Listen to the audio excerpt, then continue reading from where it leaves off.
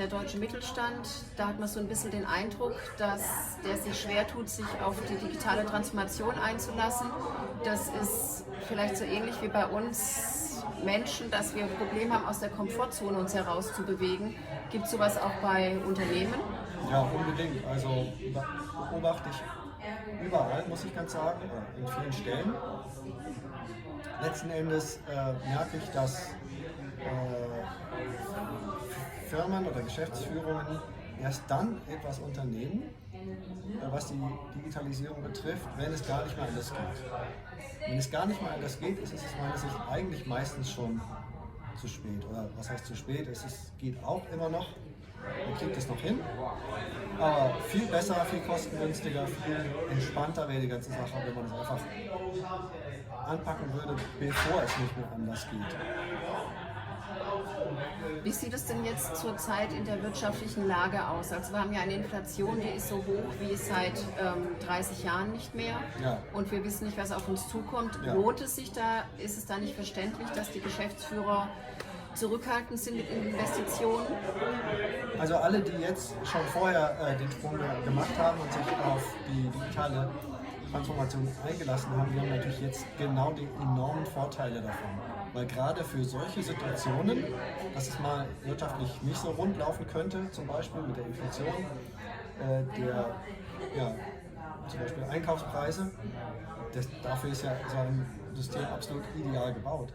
Weil es ja ganz genau zeigt, wie entwickeln sich die Preise, die Ist-Preise und gerade zum Beispiel in der Produktion, wie muss man kalkulieren, um seine Marge noch zu behalten, wo muss man die Preise erhöhen, welche Produkte stellt man ein und so weiter und so fort.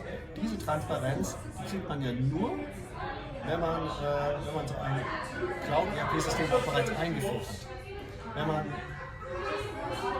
eine veraltete IT hat, dann ist ja das Problem dass man zwar vielleicht manche Daten hat, aber sie irgendwie nicht verbinden kann und nicht so interpretieren kann, dass man daraus ableiten kann, was muss ich jetzt eigentlich tun in dieser schwierigen Lage.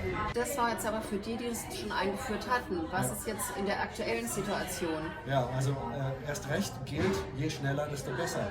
Weil wenn man jetzt abwartet und sagt, okay, ich warte erstmal, bis die Inflation vorbei ist oder sonst irgendwas, das weiß niemand, ob das überhaupt aufgeht. Niemand weiß, ob die Inflation wieder nachlässt.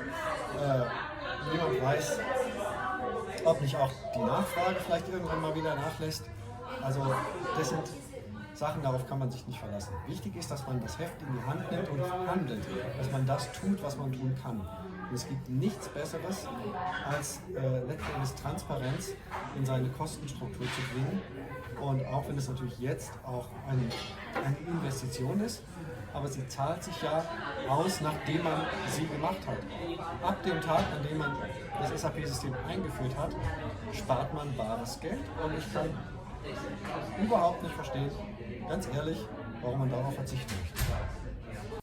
Ja, wenn Sie sich darüber noch ein bisschen genauer informieren möchten, dann treffen Sie uns bei events.adapro.eu.